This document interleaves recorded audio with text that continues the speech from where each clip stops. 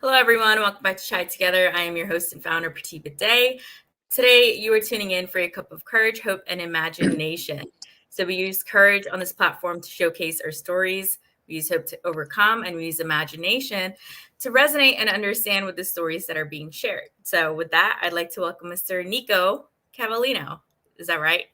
Yes, So, you want yes, to be called Nico. Is that correct? yes. I prefer that more.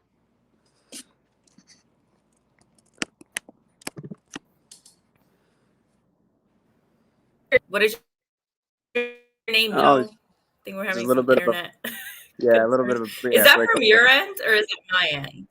I don't know. I'm Yeah. not sure. We have pretty good internet here, so Yeah. I don't know what's going on. But mm, anyway, all right, let me tell the viewers a bit about you. So Nico was born on October 11th in 1978 from Sicilian parents that immigrated to the US in 1972.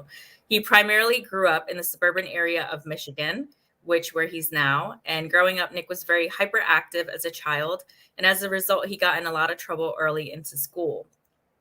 Although he is very bright, school did not interest him and he had to move his body to do something that was more active. He started playing hockey at a young age and became very good and a leader for his team. He was also fascinated with martial arts and the movements of martial arts. Therefore, he became obsessed with wanting to learn several different styles of martial arts from all around the world. With his dedication, he became a certified instructor to teach a variety of martial arts to the public. He attributes his health and fitness to the martial arts and is always seeking to grow and improve as he battles with depression and brain trauma. So, we're going to talk more about that. Where do you want okay. to start? Well, you ask away. I'll answer anything you want to know. So, let's start with your childhood. So, you were born here in the States, correct? Yes, born in Detroit. Yeah. Yep. Yeah. So, for your parents, coming to the country, was that for, more opportunity, coming from Italy, right? Yeah. So my parents came here in hopes of like a new life, more Mhm. opportunity, jobs. Because in Sicily things had gotten pretty bad as far as work and everything. So they had some family here that had moved here already, Mhm. and so they kind of joined them here and they started a new life. I mean, it's tough for any immigrant parent to start a new life anywhere that you got to learn a new language, a new way of life. I could not imagine doing that.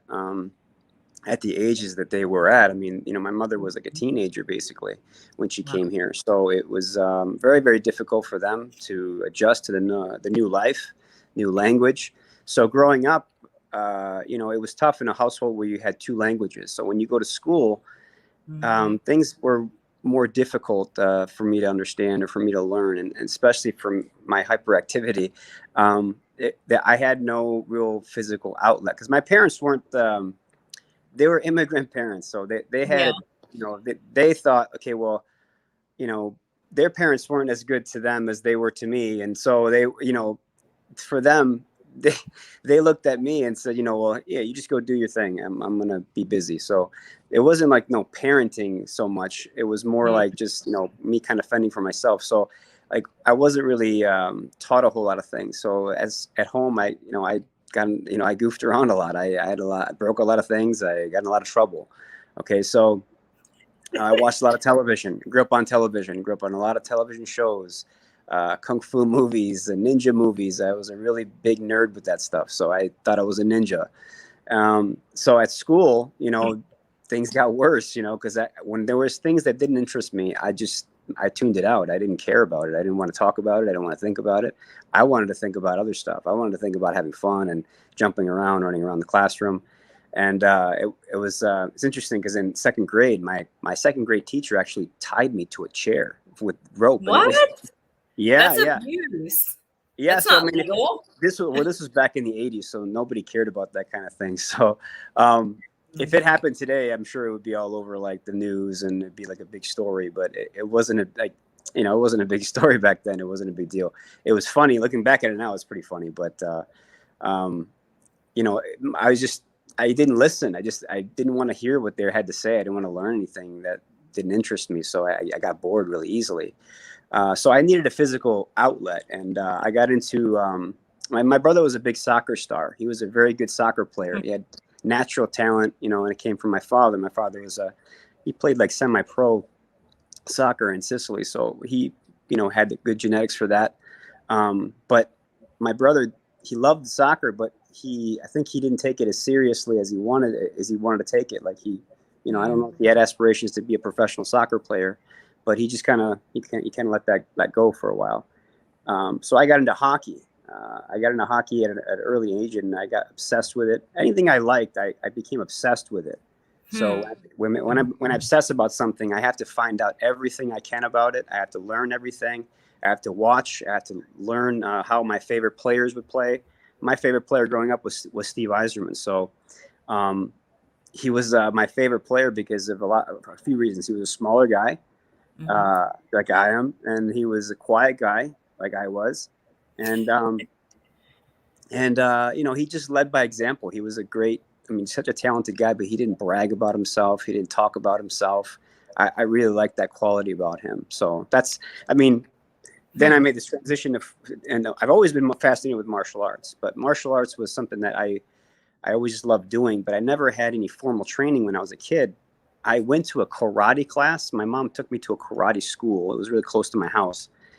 And I didn't really like it. I thought it was kind of stiff and like, this is not how, you know, my heroes move. My hero was Bruce Lee, and Bruce Lee didn't wear these things, these gis and the belt. He didn't wear this stuff, and he didn't move like this. It's not what I wanted to learn. So I knew what I wanted to learn was more like kung fu and really beautiful movement, versus like the stiffer movements of like, you know, classical or traditional karate.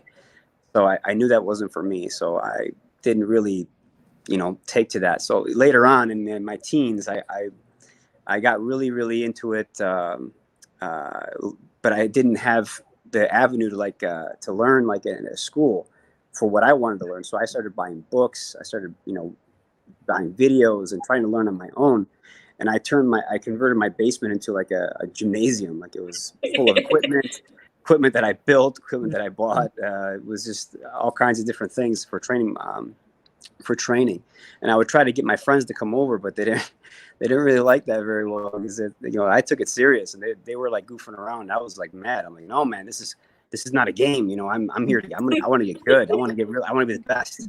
So you know, they didn't like that. They wanted to like goof around and stuff. So I took it more serious. And then I finally found someone that taught what I wanted to learn. And he taught me a lot of things, a lot of different martial arts styles from around the world. It was an eye-opening experience because it helped me grow as a person, and obviously into what I'm doing now. So it's he taught me a lot of the finer things about each art and about the philosophy and just about how to be a better martial artist. And he was a good example of it because he was a very diligent trainer. He did not. He trained with us, you know, in the classes. Sometimes he would do the conditioning with us, you know. And he was an example of what a martial artist was. He lived the martial arts lifestyle, which was just, you know, total dedication to your craft. So I really liked that. I liked the example that he showed as far as that's concerned. Yeah. It sounds like you took, you know, your interests and made it your focus, because I know you spoke a lot about obsessing over something. Where do you feel that obsessive nature came from? You were just born this way. That's a good question. I think that Yeah. my life has always been a quest to better understand myself. And I always want to know why I do the things that I do, why I behave in the way that I behave sometimes. And, you know, I look at my parents and I have qualities from both of them. Like my mother is probably one of the strongest people that I know. She's very tough. And growing up in my household, it was very tough love. There was no like, you know, nurturing, I love you, son, that kind of stuff. It was very hard, very hardcore. No showing Wow. weakness, no crying. If you cry, you're weak. You know, it's that kind of stuff. It was very serious, you know. But it's good though because it forced me to be tougher because I was an emotional kid. I had, you know, anger issues when I was a young boy. And I identified more with like the superheroes, like although Superman was my hero, my number one hero, and Batman, I identified more with like the Incredible Hulk because when he got mad, Wow. he turned I green, see and that. he left a path of chaos in his wake. So that sort of identified it with me. I understood that, because when I would get mad, I'd hurt people, and then I'd feel really bad about what I did, and I didn't understand Mhm. why I behaved that way or why I was like that. But my father's the opposite. Like, my father's very calm, very soft spoken, very No. quiet guy, very soft. And he's the kind of guy, he'll give you the shirt off his back. He'll do anything for you. He's a very sweet man. He's got a big heart. Um, so I get some of those qualities. My mother's also a very free spirit. Okay, so she if she doesn't like what you say, she'll tell you. Okay, she doesn't care. She's very She's like blunt. me. Yeah, yeah, she's very blunt. She has no filter sometimes, and which is like, I get that from her too sometimes. For the most part, I'm quiet, but if you say Hmm. something stupid or whatever, I'm gonna tell you it was stupid. That was dumb. But yeah, I don't know where I get this obsession from, but I think it was a good thing, because anything that I was obsessed about, I wanted to learn about. I wanted to research it, and I was willing to do anything to get there. And I wanted to be, whatever I did, whether it was hockey, whether it was martial Mhm. arts, I wanted to be the best. I would look at people in the class that I was in, and I would look at, when I first got there, I look at the guys that I needed to be better than. Like, they were the best people in the class, and I said, okay, I have to be better than them. So I'm gonna work, Wow. work, and work. I'm gonna train before class, after class. I'm gonna do whatever I can to get better, and I'm gonna pass those guys. And that was my goal. I wanted to be like the top, one of the top guys in the classes, in my own right. So I put a lot of time in, a lot of hours that nobody was watching. And a lot of times, I think Tony Robbins said this. He says, that people are rewarded for, publicly, for things that they've practiced for hours and hours and hours on their own when no one's watching. So I put that into play in my head. So yeah. You've done some incredible work. Like what you've accomplished, I feel like it's really great. Did you always know that, hey, I'm meant to do something great when you were born? Like, I'm gonna be, big. That's a great question. I was working a job. I remember I was working jobs that I didn't like. Okay, I was really unhappy for a while in my life, because I Mm, was working. I was working a manufacturing job. I was working on the line with other people in the factory, and because it's Detroit, so this is like yeah. the big three, and automotive and everything. So, but I wasn't. Those jobs were really depressing me, because I wasn't living my purpose. I knew I was meant for something more. um, and it wasn't fame or anything I was looking for. I was looking for, what am I here for? I'm here for a reason. What am I doing? I'm wasting my life. I'm working a job where I don't feel like I'm doing this for me. I'm doing this for someone else. This is like, I'm making Mhm. someone else's dreams come true. I'm not doing what I want, and I'm not getting what I want out of it. So I was really depressed for a while, and it affected my life in a lot of ways, and I realized that. But finally, I had a friend that approached me about an idea that he wanted me to teach at a school he was opening, and you Yay. know, yeah, that was like the breakthrough. That was the opportunity that I really appreciate that he gave me, because I it was an opportunity for me to learn how to, not just to teach, but to how to run a school, I was the program director, so I had to learn a lot of things about marketing and all that stuff, and how important this stuff is. And I looked at my teacher and all the things that he Mhm. did, and you know I wanted to be better in certain ways, to have a successful school. So when I was teaching for this guy, he was, he allowed me to fail, at times, because I was new. I said, look, Yeah. I don't know anything about this kind of stuff, so it's going to be, I hope you understand. He said, oh, no, no, we're learning together, so don't worry. So we were in this together. It was cool. We had a really cool relationship, where we sort of learned together. We were learning all these things about marketing, and how to create, generate leads and all that stuff, and all that stuff. So, and then just teaching, also teaching. I learned so much about teaching, and how Mhm. to deal with and manage people and their personalities, because when you're in the service industry, you're Mhm. dealing with personalities and people, and you have to understand how to manage those things, and how to deal with each person individually. And there was expectations, and uh, it was just weird. It was a pretty weird transition, but it was fun. I was having so much fun doing it because I felt like I was helping the community. I was helping people gain confidence and gain self-belief and just a certain belief in themselves that they can do this thing, that they can try it, not just try it, but they can do it. It seems impossible when they first start, but after a few weeks, a few months, man, they just start to do things, and you realize that when they had that light bulb moment, like, wow, oh yeah. There's like a moment of like pure magic there, and it's something very special, and that you had a hand in creating that, and it's something that I can't really say how special it is. It's a real special moment. That part of you is always with that person. You know, it's awesome. I understand because this is what I do. Mm-hmm. Yeah. So I'm doing the same. You know, you being in Detroit, you mentioned community. So do you find that you're making a bigger difference because people can be off the streets and put their time into something like martial arts instead? Yeah, you'd be surprised that, you know, everyone comes to you for a different reason, and you know, whether it's fitness or they just want to move, they want to learn new skills. But you know, a lot of people come to you because they've been attacked. They've had situations where they, you know, they didn't have any skill, they didn't have any training, they didn't know what to do. They froze up, and you know, they got beat up or they got you know, jumped by people, and they didn't know what to do. So the only thing you're left to do is just to turtle, and that's it. And the feeling that you can get from a situation like that can stay with you for forever, sometimes for a long time, and it affects people in very negative ways. It creeps into how you talk to people, how you make friends, how you communicate with other people. It makes your self-belief and self-worth somewhat, it damages it. So my job is to identify that. Okay, I have to see that in each person that has those kind of issues. I have to get that stuff. I have to eliminate it. I have to crush it. Okay, so you know, a little bit of it is tough love, a little bit is compassion and empathy, a little bit of it is just their dedication, how hard they're willing to work and everything. And I have to bring that out of them because sometimes they don't know they have that.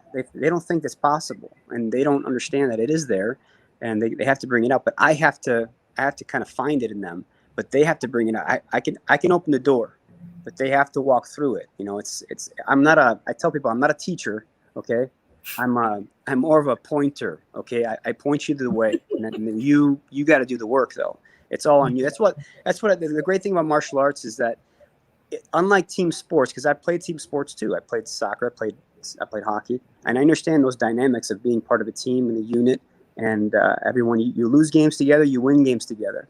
Okay. And everyone has to do their job or else we're not going to be successful. But if you're on a team, you know, sometimes you get a bad game and your teammates can play better around you and nobody will notice. But in martial arts, you have a team that prepares you and helps you train. But the responsibility is all on you. All the work and the results is all on you. So it teaches you to be self-reliant and teaches you self-responsibility, that you have a responsibility to put the work in. If not, you're not going to be very successful. So this is speaking to me right now. I needed this. Yeah. So this is great. You know, have you ever, you know, gotten the response that, hey, you should do some coaching? Yeah. I've actually coached a fighter. Wow. It's interesting. It's a lot of work, so when you coach a fighter, you're not just his trainer. You're his psychologist. You're his dietitian. You're his you're everything. Okay, because they call you for everything, and they trust you. Okay, implicitly. It needs to be that way, but it can be. It's a daunting task. You have to be really willing to go through that. You're in the thick of it with him. So every punch he throws, every punch he gets hit with, you're feeling it too. It's a really emotional process because, like I said, you've invested so much time in this person, and the wins and losses, you're living it with them. And you know, it's not like you're just an innocent bystander, and you're not like a fan on the sidelines. You're there, you know, trying to coach him, and if he's not doing what you want him to do, it's frustrating. You know, because you think, you know, why can't he see this opening? Why can't he see this? Because he's not where you're at. You're in a different, spot. He can see things that you can't see things. So, but yeah, I've coached a fighter, and it's not something that I want to do like exclusively that. I like teaching the public. I like teaching people that are Yay. not so coordinated or not so perfect right off the bat. I like working with people that are just they need it. This is like, I need this in my life. That's a better rewarding situation for me. I can see that. And also with coaching, that you have to be stable yourself in order to take the responsibility of someone else, such as anyone who's a parent or anything else. Right. So I know you mentioned before that you had depression. So do you still battle with depression and release it, through martial arts? Yes. Well, recently I lost a friend. Mhm. A few weeks ago, he passed away. He took his own life, and it Wow. was it was an I lost a lot of friends this way, a lot of friends, and I had no idea that he was battling this thing. Yeah. You know, Suicide. Yes. yeah, he was battling a lot of mental illness. I mean, he never talked about it, and a lot of people never do. Okay, they kind of keep it hidden away, and I understand that there's a stigma attached to mental illness. I understand it, but when he passed recently, it's been something that, like, more people need to talk about it and understand that it's not something that, I mean, everybody goes through this kind of thing. Everybody has bouts of it, whether it's for a day, whether it's for a week, Mhm. or even a year or years. Okay, everyone's different. Everyone deals with it differently. Now, we're not talking about having a bad day. Okay, everybody has bad days, sure. I'm talking about, like, chemical imbalances, things that are just, you're born with these issues, or that you can't help but feel helpless or hopeless in certain situations. This happens to a lot of people. Like I said, I mean, it could happen to you for an hour. It can happen to you for a day. But however long it is, sometimes that cloud, it's over you. Okay, and it sort of swallows you for a while, and it keeps you in that cloud, for that cloud for a while, and it makes you feel like you can't do anything, or you don't want to do anything. You have no motivation to do anything, because you just feel like, what's the point? And that could lead people to a really terrible situation, because this guy that I knew, he's a great man. He's a great person, great hockey player. We played hockey together against each other, and every time we played together against each other, we knew it was going to be a tough game, a very tough game. And I would never have suspected that he had any issues, uh, Wow. battling depression or anything like that. It was just, you don't see it, because he hit it very well, very well. And for myself, I don't go around telling people that I have depression, or I feel depressed, or I Mhm. can't do that, especially for what I do. I don't show that kind of stuff. It's not, that's, it's not where, this is not the place to do that. Um, but everybody deals with it. So I want everybody to understand that, whether it's my students or my friends, that everybody deals with it, man. You're not alone. There's no reason to be ashamed of it. And I mean, I deal with it. So if I deal with it, and I can, deal with it on a daily basis, I think anybody can. Firstly, my condolences about your friend. And, the second thing is you brought up a really great topic of differentiating, business versus personal, because I've been told that as well, to when you're going through a tough time, not to vocalize it right then and there, so you can process what you're going through. And then later, hey, I've overcome this. So what are your thoughts on that? Do you feel like it would hinder your reputation? I mean, you're speaking about it publicly now, right, through podcasting, Right. but do you feel like the clientele, because what one of my mentors told me is, why would someone want to work with you if you're going through your own stuff? Like, but we're always going through our own stuff. People look at you as like weak. Yeah. How can she be my coach? If she's going through sadness right now. Right. What are your thoughts on that? Like, it like lowers you. Well, that's a great question. So, being an instructor, okay, Hmm. when I was learning from my teacher, okay, I looked at him like he was this, above human. He wasn't even human. He was Right. a machine. Like, he was perfect. He must have the answers for everything. He must be perfect in every area, not just martial arts. Later on, I learned he's just like me. He can't change a tire rig. Just certain things that, just because you're a great martial artist, it doesn't mean that you have the answers for everything in life. And it doesn't mean you're perfect in every area of your life. Hmm. Now, I'm not saying that because you have any kind of issues dealing with depression that you're not perfect. No, first of all, no one's perfect. Okay, that's impossible. But if someone looks at another person they have a mental illness, or they have like a depression problem, I can't rely on this person. That's ridiculous. I think that because everyone deals with depression almost every day, whether it's for a second or 2 minutes or an hour or whatever, like we said before. So, I mean, how you deal with it, I think, is a testament that if the person is still around, obviously, they battle it, whether it's daily or yearly or whatever it is. They deal with it. They find a way to deal with it. They understand how to manage it. And the thing that you have to understand about these emotions that come up is that they're like weather. They take the weather. Okay, the storms. They come in and they go. They might come in really hard. They might come in and they might destroy a lot of things, but they go. They eventually do go, and they change. So I learned this from a really wise person, that they said that if you never make decisions while you're emotional, don't make emotional decisions. Those are the worst ones you'll make. It's true. It's true, because in a fit of rage, you might make a really bad, dumb decision. In a Yeah. fit of depression, you might make a really dumb decision. For a brief, temporary feeling, you're making a permanent decision sometimes, and that's not smart. I would hope that anybody, whether it's my friends, my students, my family, if anybody is dealing with anything, I would hope that they have someone to talk to. If they don't have someone to talk to, I would hope that they would call me. I don't care what time it is, the day and night. I don't really care. I want to be of service to somebody, and I think that's what my life purpose is. I want to be someone that people can count on. That's someone that, if they need me, I want to help. I want to help people. I enjoy helping people, because I think that stigma that people attach to mental illness is it's unfortunate. It's really unfortunate, because if anything, it shows the person's toughness and their durability, that they're able to endure all these things that they deal with on a daily basis sometimes.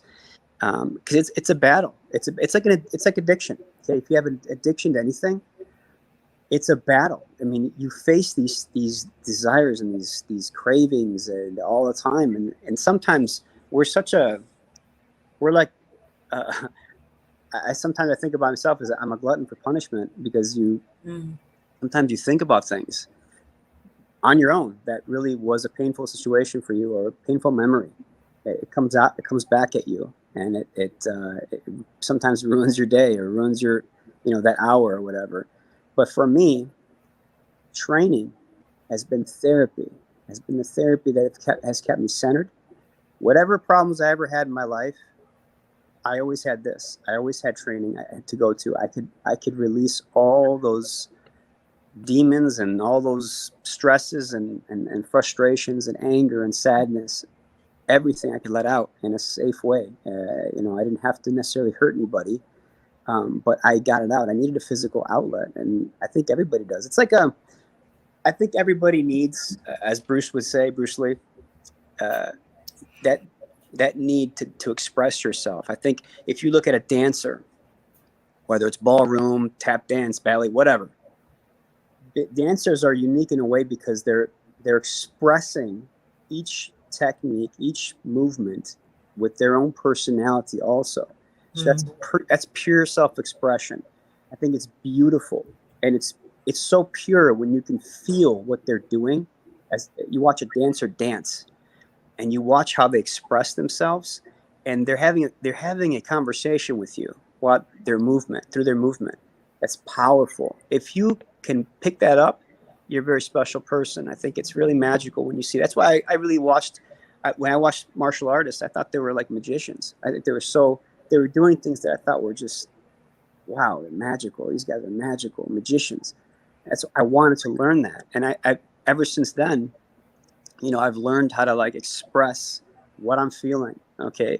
I mean, when people see me work out on the bag or on the pads or whatever, they'll, some people ask you like, are you okay? You look mad today. You look like you're pissed off or something. It's no, I'm good. I'm getting everything out. It has It's to. just your face. Yeah. It's just that it's funny. I had a girl that I was dating a long time ago, and she said, if I didn't know you, I would never talk to you. So why? So well, you look mad all the time. You look angry, or I don't think I look. I think I'm just thinking about things too much, or whatever. Maybe I'm just thinking, but it's just I'm focused on something or trying to figure something out.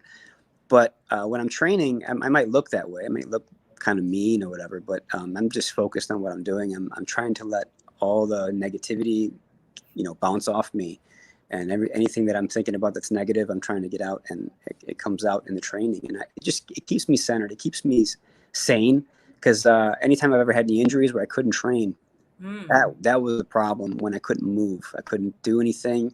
That was when, like, you have too much time in your hands and you think about things, and that's when things got harder for me.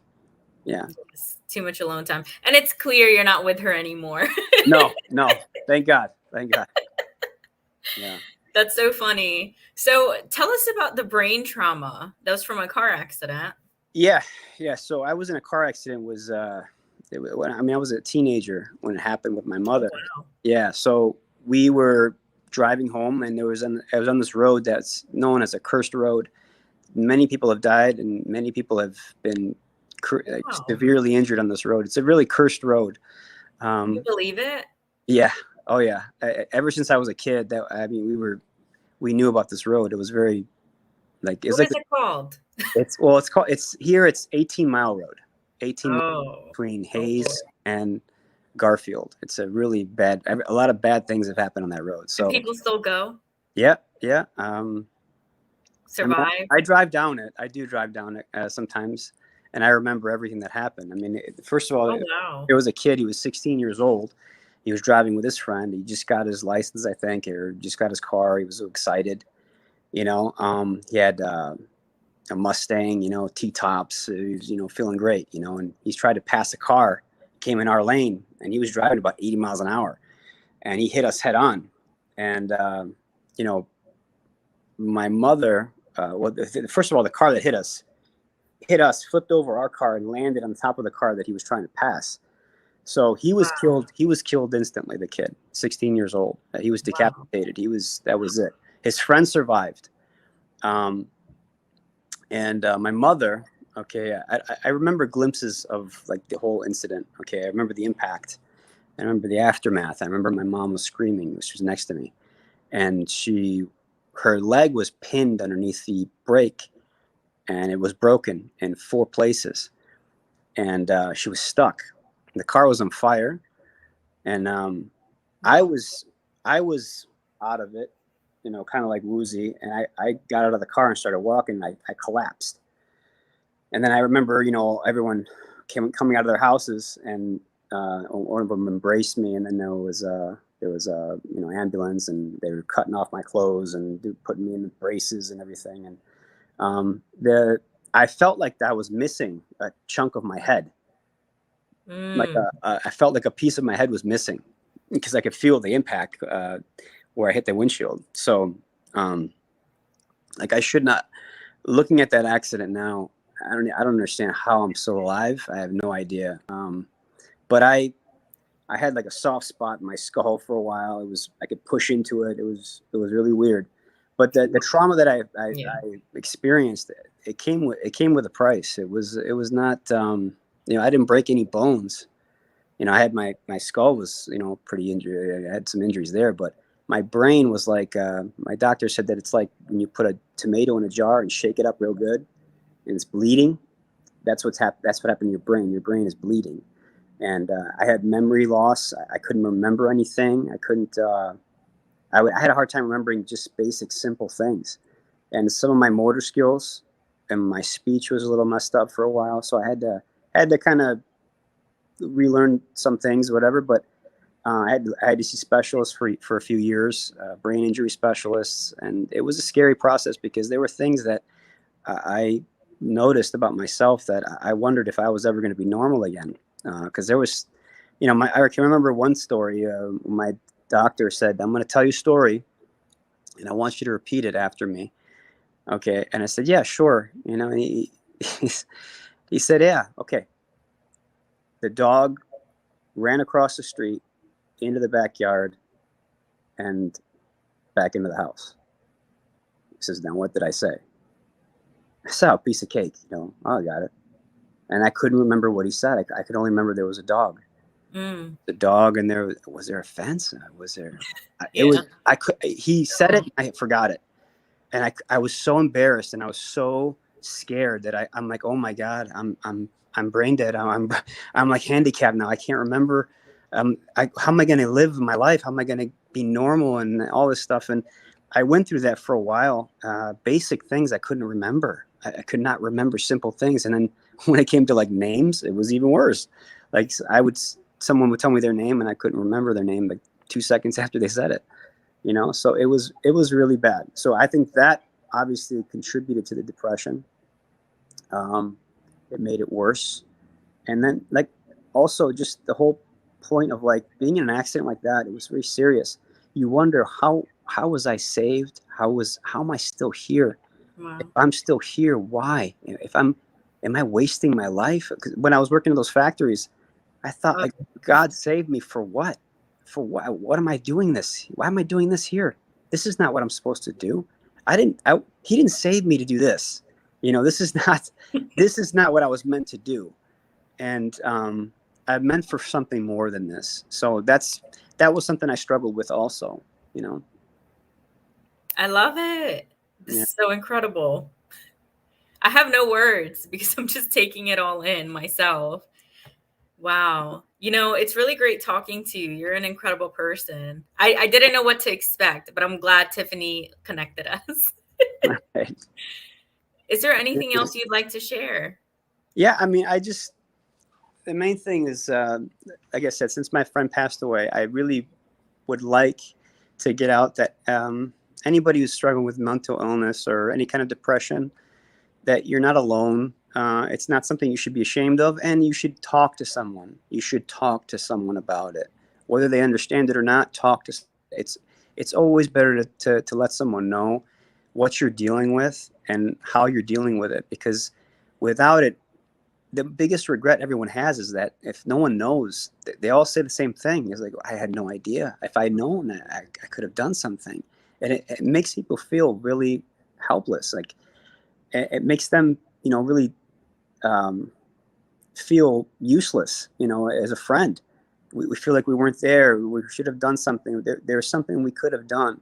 And living with that it's hard. It's very hard. I wouldn't want to do that to anybody. So I think it's important to talk to someone about it, no matter what. Just let someone know, please.